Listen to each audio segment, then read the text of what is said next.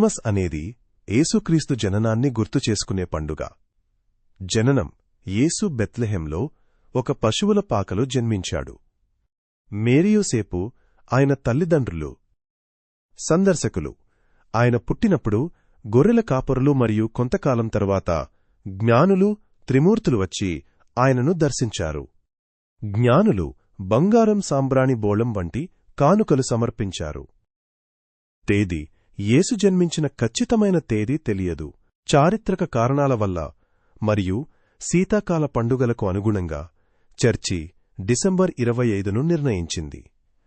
సంప్రదాయాలు: Christmas tree, Santa Claus మరియు బహుమతులివ్వడం వంటి ఆచారాలు వేర్వేరు సాంస్కృతిక మూలాల నుండి వచ్చాయి, కాని అవి దయ మరియు ఆశను సూచిస్తాయి. మొత్తం మీద క్రిస్మస్ అనేది యేసు జననం మరియు ప్రేమదయ వంటి విలువలను జరుపుకునే పండుగ.